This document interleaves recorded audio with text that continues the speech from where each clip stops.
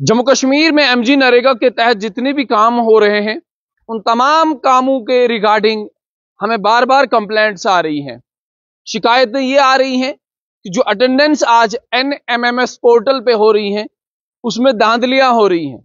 जो असर रसूख वाले लोग हैं, जो ताकतवर लोग हैं, जो आज भी दिल्ली, मुंबई, कोलकाता में बैठे हैं, उन तमाम लोगों की अटेंडेंस हो रही है NMMS पोर्टल पे।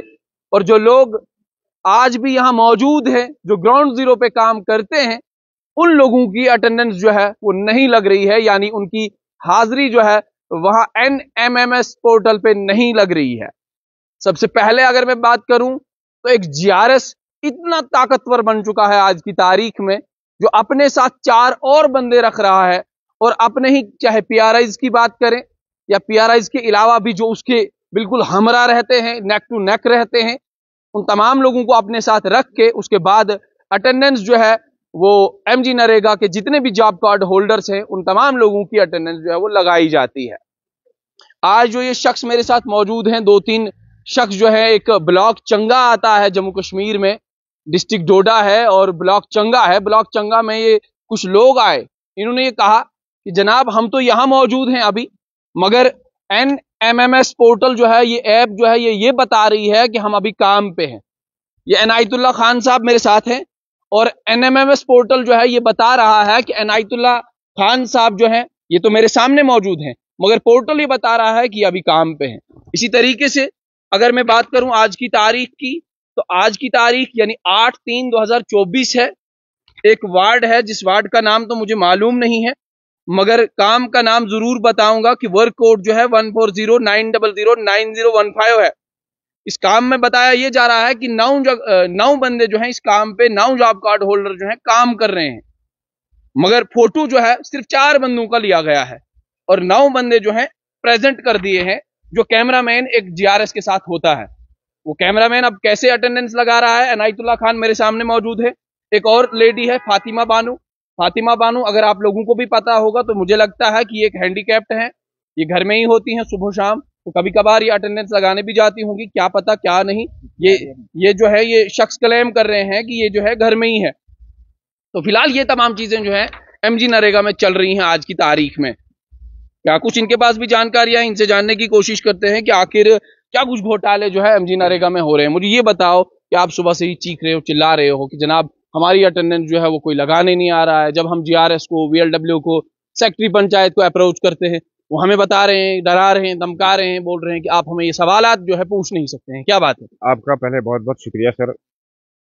सर मैंने कल परसों से 2-3 दिन पहले मैं फोन करता रहा, 2-3 दिन से जारी। कल भी मैंने GRS को फोन किया सर, अटेंडेंस लगाने नहीं आ रहे हैं।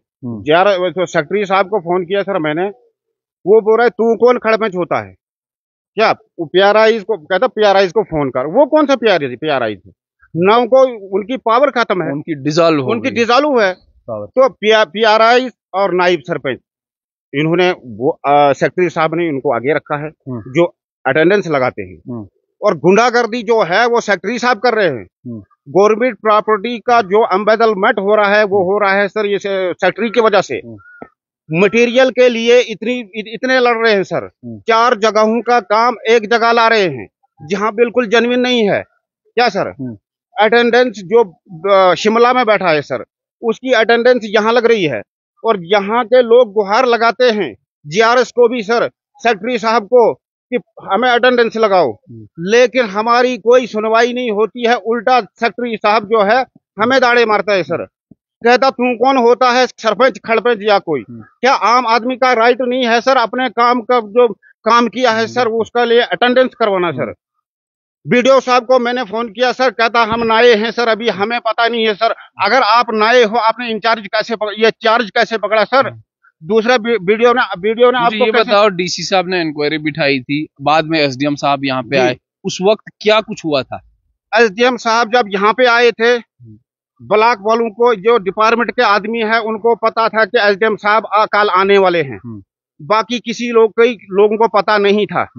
सेक्रेटरी साहब ने खुद अपने उन 4 जो अटेंडेंस लगा रहे हैं उनको फोन किया, 5-6 बंदों को जो उनके अपने खास हैं, जो उनको जो मिल के जो है पैसा हड़प रहे हैं, गवर्नमेंट प्रॉपर्टी को एम्बेजलमेंट कर रहे हैं, और वो उनको बुलाया हुआ था सर। एसडीएम साहब जब यहाँ आए तो उनसे पूछा कि क्या, कहता नहीं जी काम 100% हो रहा है। मैंने एसडीएम साहब से रिक्वेस्ट की थी उस वक्त भी, मैंने ये रिकॉर्ड दिखाया। जब उन्होंने बोला 99% काम हो रहा है, मैंने ये दिखाया सर कि आप देखो सर कौन सा 99% किलोतरान पंचायत में काम हो रहा है। लेकिन एसडीएम साहब ने इस पे कोई नजरसानी नहीं की। उसके बाद प्यारा जो अभी आपसे बात कर रहे थे, उससे पूछा, वो बोल रहा था उसको, कहता जी काम हो रहा है। मैंने यही पोर्टल निकाल के एसडीएम साहब को दिखाया मोबाइल पे। कहता सर, मैंने कहा सर देखो एक बंदा यहाँ प्रेजेंट है और वो यही है, खुद ही किसी से फोटो उठवाया और 7 की 9 बंदे वहां प्रेजेंट है, फोटो एक ही का है और वो भी वो पीआरआई का है। एसडीएम साहब ने कोई तवज्जो नहीं दी। मैं रिक्वेस्ट करता हूं सर, एसडीएम साहब ने, ये बताओ, आप ये क्लेम कर रहे हो कि जमीनी स्तर पे काम नहीं हो रहे हैं, मैं ये आप कितना ईमानदारी से खुद काम करते हैं? क्या आप 90 के दिन जितने आपको मिलते हैं एक जॉब कार्ड होल्डर को, क्या आप 90 के 90 दिन हाजिर होते हैं काम पे? मैं कहता हूँ सर हाजिर होते ही सर, हाजिर होते ही। अब मसला है, मिसाल करो मैं बोल रहा हूँ सर सेक्रेटरी साहब को मेरा काम ओके है, मैं कर रहा हूँ बीडीओ साहब को कि मेरा काम ओके है। उनका काम है कि ग्राउंड पे आके विजिट करना, कि वो बोल रहे हैं मुझे आप फोटो उठाओ, फोटो भेजो। क्या ये गवर्नमेंट ऑर्डर है सर? मैंने फिर भी फोटो उठाया। अब वीडियो साहब बोल रहा है कि नया काम है, वो मतलब वो देख सकते हैं आप भी, कहते ये पुराना काम है। क्या फोटो के जरिए से देखकर आप लोग बता रहे हैं ये पुराना काम है? क्या आपने जो मतलब क्या ये जो सेक्रेटरी जीआरएस, ये तो सिर्फ पैसा जमा करने के लिए आपको अपने पीआरआई से प्रॉब्लम है, आपको जो फोटो उठाने आता है उससे प्रॉब्लम है, आपको सेक्रेटरी पंचायत से प्रॉब्लम है, आपको बीडीओ से प्रॉब्लम किससे है? तीनों से प्रॉब्लम है। क्यों सर? इसका मतलब आप ज्यादा ही ईमानदार हैं। नहीं, मैं भी ईमानदार नहीं सर, काम ही जब मुझे आया नहीं तो ईमानदारी क्या सर? 5 साल में मेरा कोई काम ही नहीं है। मेरा रिकॉर्ड चेक करो सर, मेरे लिए मेरे जॉब कार्ड चेक करो, कितनी बार मुझे पेमेंट पड़ी। अच्छा, बिल्कुल सर, मैं कौन सी ईमानदारी दिखाऊंगा? जब काम होता तब आपको भी पता लगेगा कि ये बेईमान है कि ईमानदार है, हैं? बीडीओ साहब को हम बोल रहे हैं, उसको हम इधर गए सर ऑफिस में, कोई सुनवाई नहीं होती सर। और एसडीएम साहब ने क्या किया, मुझे बोला, जब मैंने ये बात बताई ना सर, तो अब शायद एसडीएम साहब ने ये सोचा कि नहीं जी ये तो अब आगे खड़ा हो गया, तो बोला कि इसको कितने दिन लगे बा खुदा और बा कुरान बताता हूँ। मैंने कहा 8 या 9 दिन लगे हैं, अभी काम जारी है। कहता इसको सिर्फ 8 दिन की पेमेंट देना।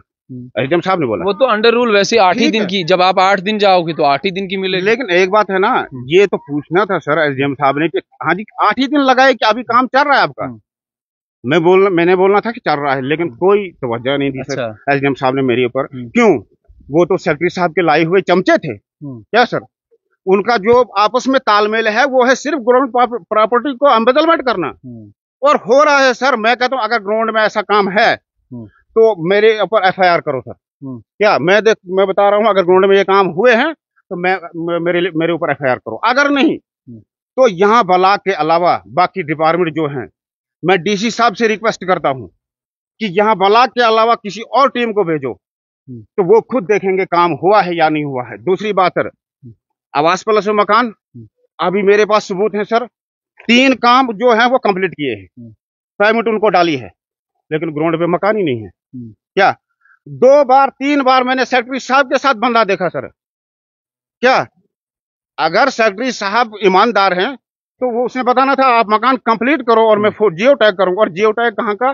कहीं का जियो टैग, और मकान दूसरा दिखा रहे हैं, और कंप्लीट फंड ये पेमेंट कंप्लीट। क्या सर? 3 काम ऐसे। और आज भी मैं कहता हूं सर, मैं लोगों के पीछे नहीं हूं, गरीब लोगों को जो पैसा मिल रहा है ठीक है, लेकिन मोदी सरकार दे रही है जिनके ऊपर छत नहीं है, अब वो उनको दे रही है सर जो पैसों वाले हैं, मकान उनको मिल रहा है।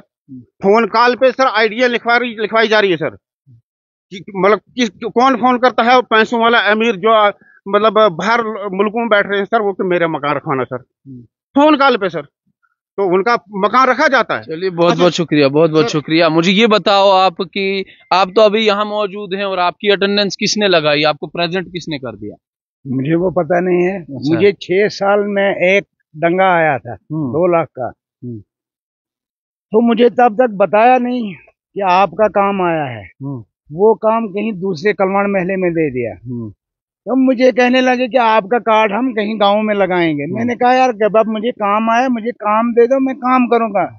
मेरे मकान के सामने डंगा गया है, मैं डंगा दे दूंगा, लेकिन कोई सुनवाई नहीं, कोई नहीं मानता है। अच्छा। तो डंगा और कहीं दिया है, काम और कहीं का है, तो मुझे दिया नहीं। 6 साल में मुझे ये काम आया था। मेरे जॉब कार्ड देखो, अकाउंट देखो, कहीं भी देखो, अगर कहीं मुझे पैसा पड़ा है, कोई पैसा नहीं। अच्छा, चलिए बहुत बहुत शुक्रिया। एक वक्त ऐसा भी था जब लोगों को बाई कैश ब्लॉक ऑफिस से पैसा मिलता था। उसके बाद वक्त के हालात जब बदल गए तो चेक सिस्टम आया था, तो लोगों को चेक के जरिए पेमेंट की जाती थी। उसके बाद एक वक्त ऐसा भी आया कि जब लोगों के लिए इनवॉइसेस क्रिएट की जाती थी। मगर जहां 2014 के बाद अगर हम बात करें तो पूरा ये कार्यालय बदल गया है। ट्रांसपेरेंसी और अकाउंटेबिलिटी की बात कर रही है भाजपा की सरकार, और ये कह रही है कि हम ट्रांसपेरेंसी लाएंगे और एक नया पोर्टल जिसे आप और मैं NMMS पोर्टल कहते हैं कि ट्रांसपेरेंसी आएगी, जमीनी स्तर पे हम काम करवाएं लोगों से। मगर वहीं ये लोग जो क्लेम कर रहे हैं, तो आप सभी लोगों ने सुना कि किस तरीके से ब्लॉक में भी बहुत बड़ी अदला बदली और हेरा फेरी हो रही है। क्या कुछ आगे हो सकता है और क्या कुछ इस पे स्टेप्स जो है हमारे कंसर्न डिपार्टमेंट उठाते हैं, देखने वाली बात तो ये होगी। फिलहाल आप जुड़ते रहिए हमारे साथ।